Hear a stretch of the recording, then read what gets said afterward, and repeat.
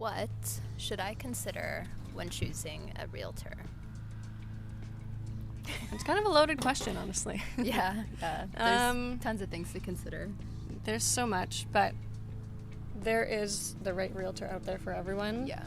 You don't have to just go with someone because they are there. Mm-mm. You know, you don't have to walk into an open house and be like, well, you're a realtor, so I guess you're my realtor. Yeah, no.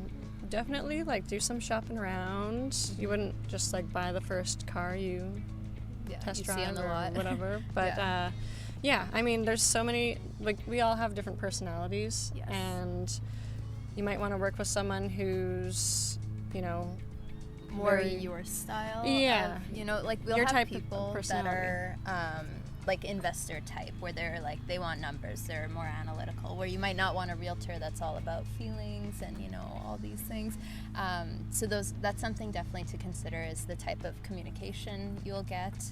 If you're somebody who is selling a family home that they've lived in for 30 years and it's a very emotional thing, you don't want somebody that's going to be like, oh, got an offer, buy, sign here, and whatever. You want somebody who's going to sit down, talk to you, have empathy and stuff definitely, like that. and can consider your situation. So that's, I think, a huge one. Communication style.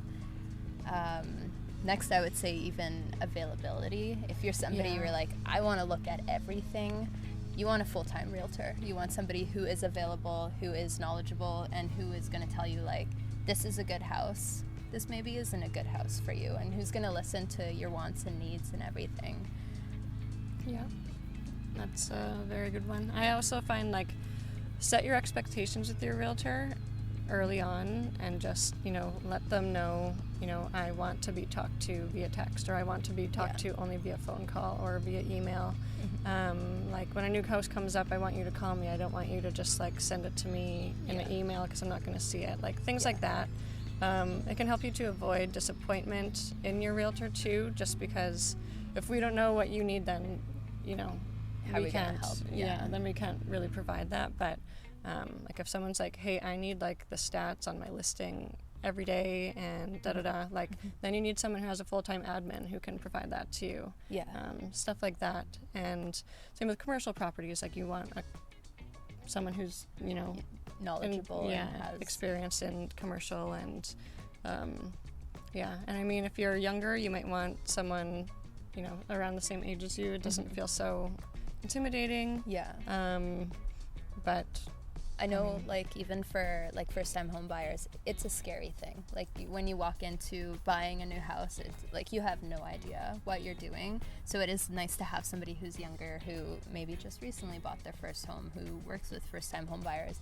Maybe not somebody who is an investor-type realtor or is doing these large-scale sales. You want somebody who's going to take the time, sit down with you, talk about everything, break it down to the best way possible. Because sometimes even just down payment and deposit, when you're first starting, you're like, I actually have no idea what the difference is, So and closing costs. And all of that. So just as somebody's gonna actually take the time to speak with you and explain it all, teach it all, I think that's huge as a first-time home buyer. And definitely. And there's also the people who, they've bought and sold many houses and they just want to keep doing that. And it's just sell my house, I'll sign and just get it done. I don't want to hear from you until it's, we got an offer.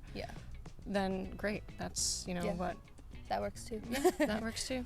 But we just don't want to be hounding you about, hey, stats and hey, this and hey, that, when it's I don't care, just get it sold. I want it done. I don't want to speak with you, just sell it. So communication is a big thing. And we're pretty flexible and can kind of do whatever of the way that you want to do things is how we can do things. So and I think even going from client to client, there's so many different types of deals that we do.